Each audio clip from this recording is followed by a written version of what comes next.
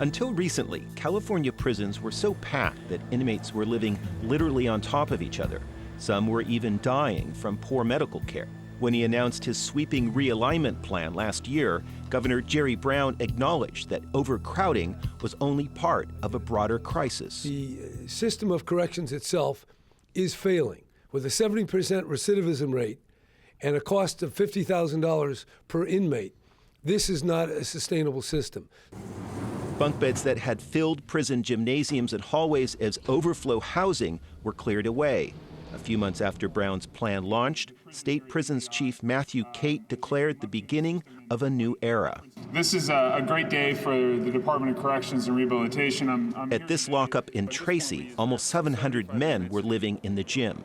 You can see on the floor, all of the light-colored spaces were rows and rows of triple bunk beds. So these bunk beds were sort of the defining icons of the prison crisis, weren't they?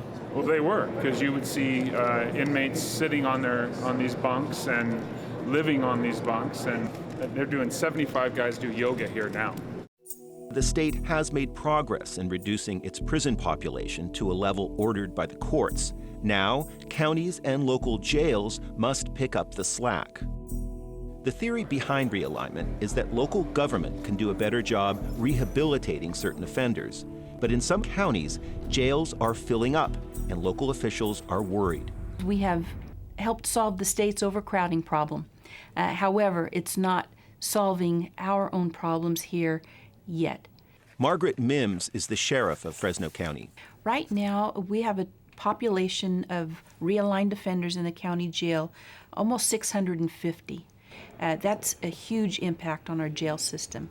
The population of Fresno's jail has shot up by 30% under realignment, one of the highest increases in the state.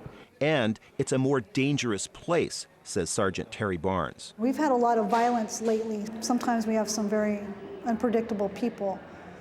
They're trying to adjust to staying in a jail over a prison. They don't have the same freedoms that they've had. The jail's only outdoor space is a series of large cages built on the roof. As these inmates exercise in sweltering heat, we ask them whether they're happier serving time in jail closer to home. Some of you guys are here, you would have gone to prison, but you're in jail instead, right? Yeah. And what would you prefer? I would prefer to go to prison. There's no programs here. There's no school, there's no education, there's no jobs. I mean, we go to yard. This yard is once a week, every Monday for an hour. That's it. What do some of you other guys feel like? I'd rather go to prison myself. Stating it the same. Anybody that's done time gotta go to prison. You know? All you guys would rather be in prison than the jail here. Yeah. They need to start worrying about like the rehabilitation for us. You know what I mean?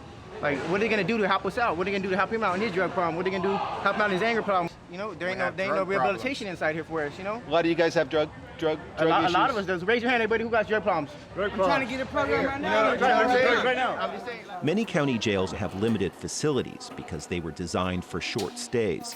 Fresno's jail even faces a class action lawsuit alleging poor medical care.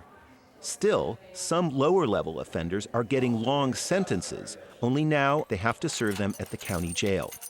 This inmate will spend 5 years locked in the oldest part of Fresno's jail.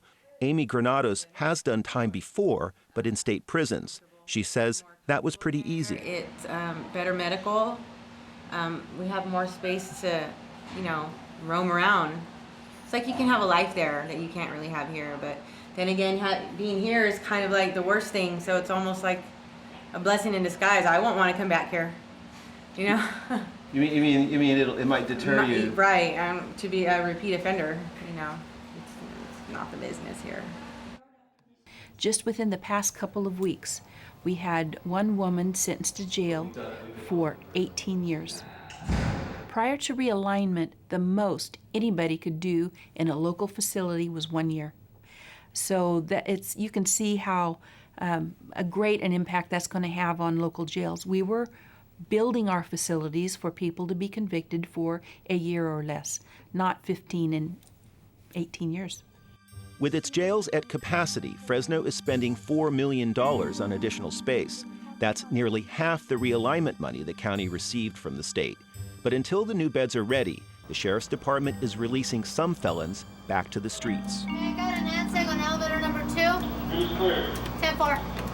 Making a decision on who to keep in jail is an everyday, every hour decision at the Fresno County Jail. Right now, it's based on what the current charge is. And of course, the most violent don't get released. The murders, the robbers, the carjackers, they do not get released. This guy, he has 6 felony warrants that are confirmed. He's a suspect in a burglary up at Hume Lake. Still, Mims says there has been an uptick in property crime in the last few months, and she's wondering if it's due to realignment. On a recent Saturday night, her deputies prepare to make an arrest. Give me your hands! Primary contact! Come on, get on your knees. On your knees. On your knees. Everybody else in your house? Come on. Everybody else in your house. The suspect has a long rap sheet, mostly for stealing cars. But Deputy Chris Curtis worries the man won't be locked up for long, if at all.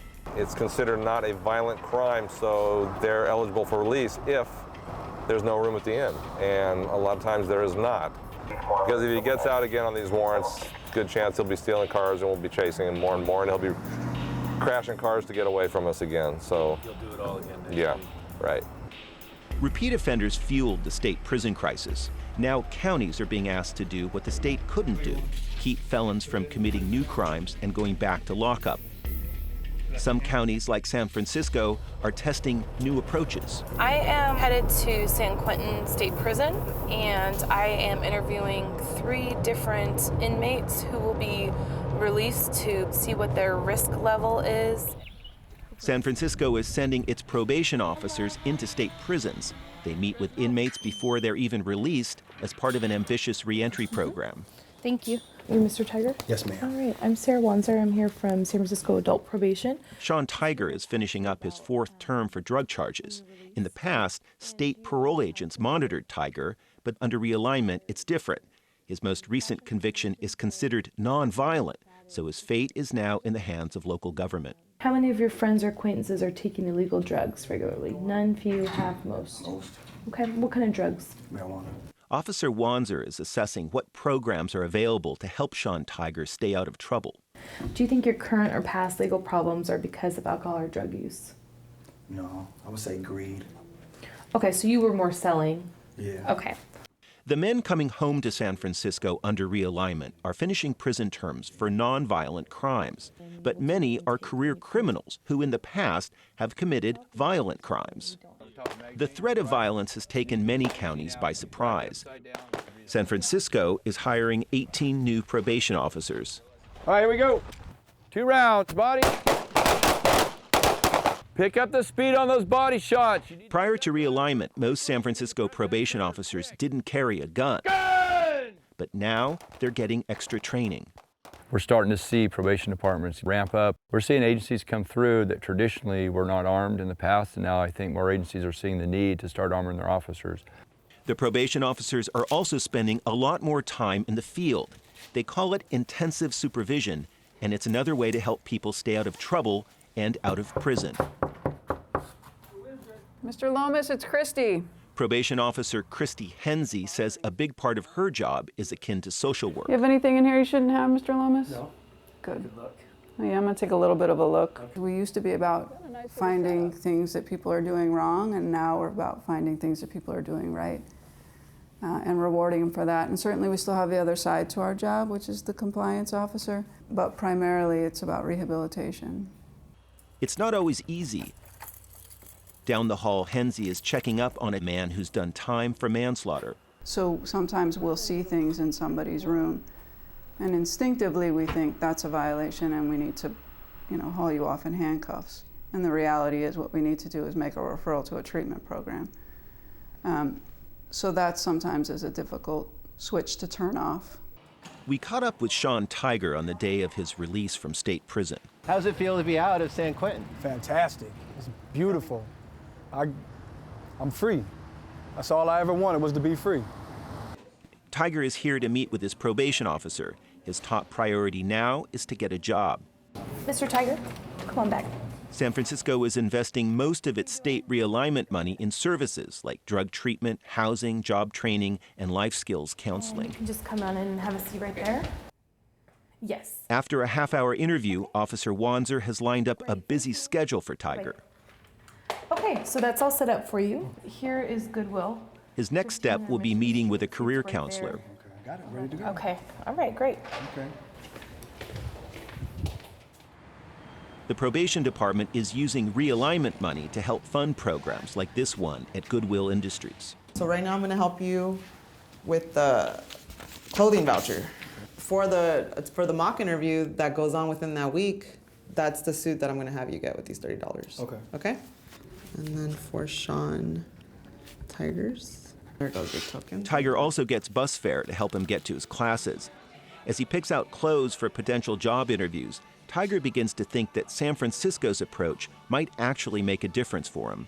Small. I was very, very skeptical. It was, I was just like, well, okay, let me just sign this and get it over with, and then I get out, I'll be on probation. But once I got out, and Ms. Wassner started sending me to Goodwill and all these programs and all these things I was doing, I was like, okay, this is definitely better than being on parole. They're not giving you, the blow off or nothing like that. They are literally giving you tools to better yourself.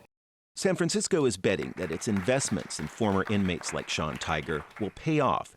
Unlike Fresno, San Francisco's jail population has fallen slightly, says probation chief Wendy Still. Our job is about protecting the public, and our strategies are doing that. So we're proving that we're not being soft on crime, we're proving that we're being smart on crime. It's too early to know whether San Francisco's approach will actually reduce recidivism, but if it does, it could save taxpayers a lot of money. The day on probation supervision, even with the enhanced services that we're talking about providing, is well under $10 versus a cell in jail or a cell in prison costs about $130 a day. 1097. But there isn't a single roadmap for success, leaving difficult choices for local governments. Hello. In Fresno, realignment has sparked an intense debate over limited resources. Should the county invest more in rehabilitation or tougher enforcement? It's an urgent question as counties around the state take on responsibility for a growing number of felons. I've been involved in law enforcement for 32 years. We have never had a readjustment or realignment or reorganization, however you want to phrase it, as big as this. This is huge. It is not only a mindset shift, but a criminal justice system shift that everyone is having to adjust to, from our DA to our probation officers, to our courts, to the police departments, to sheriff's offices. It is the biggest thing I've seen in 32 years of law enforcement.